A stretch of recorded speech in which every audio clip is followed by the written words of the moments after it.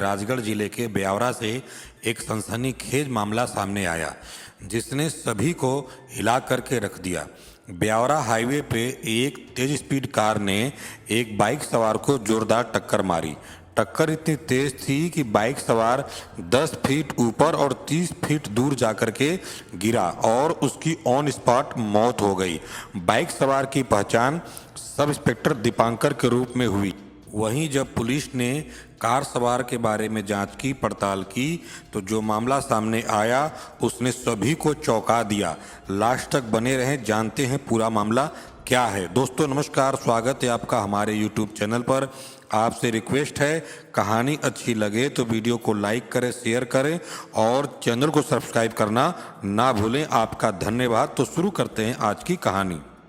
राजगढ़ जिले के ब्यावरा में 10 सितंबर को सब इंस्पेक्टर दीपांकर को कार से कुचलने वाले थाने पहुंचे और उन्होंने कहा कि एक्सीडेंट हो गया है गलती से।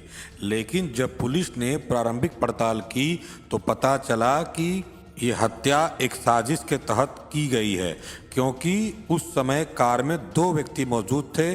पहला लेडी कांस्टेबल पल्लवी सोलंकी और दूसरा करण। इन दोनों ने जानबूझ करके बाइक में टक्कर मारी। पुलिस ने जब इन तीनों किरदारों के बारे में पड़ताल की तो बहुत ही रहस्यमयी बातें सामने आई। अब सवाल ये था कि आखिर दीपांकर की हत्या की साजिश क्यों रची गई? पल्लवी कैसे उसके नज़दीक आई? पल्लवी और करण का क्या रिश्ता था? करण जेल क्यों गया था? जेल से आने के बाद वह पल्लवी से क्यों मिला? और दीपांकर से उसका क्या कनेक्शन था? इस गुत्थी को सुलझाने के लिए पुलिस को इन्हीं सवालों के जवाब ढूंढने थे। पल्लवी और करण धार जिले के रहने वाले हैं। दोनों का अफेयर यहीं से शुरू हुआ। करण प्राइवेट ड्राइवर था और पल्लवी पढ़ाई करती थी। 2018 में पल्लवी कांस्टेबल बन जाती है, पुलिस के अंदर भर्ती हो जाती है और नौकरी के बाद पल्लवी की शादी कहीं और तय हो गई थी। इस बात से नाराज करण ने पल्लवी से बदला लेने का सोचा। 2 दिसंबर 2020 को पल्लवी माता पिता के साथ मंदिर में अपना पहला शादी कार्ड चढ़ा करके आ रही थी। उसी समय उसकी कार को करण ने ओवरटेक किया और ओवरटेक करने के बाद कार के सामने बाइक खड़ी कर दी। बाइक खड़ी करने के बाद जेब से पिस्टल निकाल करके पल्लवी को गोली मार देता है। गोली पल्लवी के गर्दन के पास लगी और उसने एक गोली खुद के सीने में मार ली। उसने सीने पे पल्लवी का नाम लिख रखा था, लेकिन इसमें दोनों बच जाते हैं। इसी मामले में करण को जेल जाना पड़ता है और पल्लवी नौकरी में व्यस्त हो गई। बाद में दोनों में समझौता हुआ और करण बाहर आ गया। जब करण जेल गया था तो उसी दौरान पल्लवी और एसआई दीपांकर के बीच नज़दीकियां बढ़ी, जबकि दीपांकर शादीशुदा था। दीपांकर ने 2021 में पूनम से लव मैरिज किया था, लेकिन वह पल्लवी के नज़दीक आया क्योंकि पूनम सरकारी टीचर थी। इसी कारण दीपांकर यहाँ अकेले रहता था। इधर करण जेल गया तो पल्लवी अकेले हो गई थी। इसी बीच दोनों का आपसी संबंध बना। कभी दीपांकर पल्लवी से मिलने पचोर पहुंच जाता तो कभी पल्लवी दीपांकर से मिलने ब्यावरा आ जाती। इसी बीच जब करण जमानत पे बाहर आता है तो पल्लवी और करण के बीच फिर से नज़दीकियां बढ़ गईं।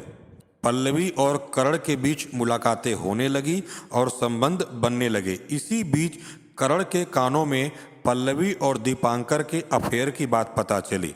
यह बात करण को नागवार गुजरी, लिहाजा करण दीपांकर को पल्लवी से हमेशा के लिए दूर करना चाहता था। इसी बीच दोनों ने एक खौफनाक प्लान बनाया, क्योंकि दीपांकर कहीं न कहीं रोड़ा बन रहा था। आखिरकार प्लान के तहत पल्लवी ने 10 सितंबर को दीपांकर को करीब 1:30 बजे कॉल किया और पल्लवी ने उसे फुंदा मार्केट बाईपास पर मिलने को बुलाया।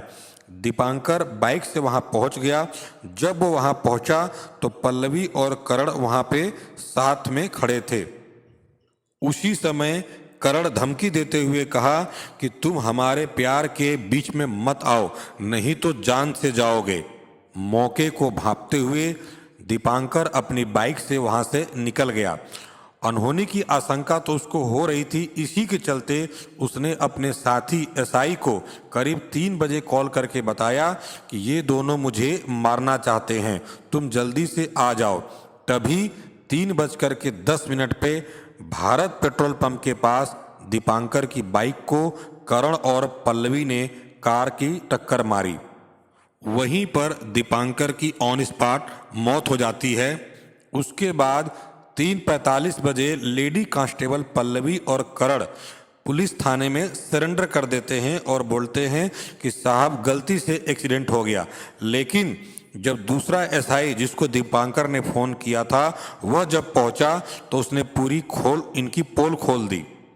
वहीं पर पुलिस ने इन दोनों को गिरफ्तार कर लिया। इस लव ट्रायंगल के अंदर एक पुलिस सब इंस्पेक्टर को जान से हाथ धोना पड़ा। तो दोस्तों ये थी आज की सच्ची कहानी। अगर आपको कहानी अच्छी लगी हो तो चैनल को सब्सक्राइब करना ना भूलें।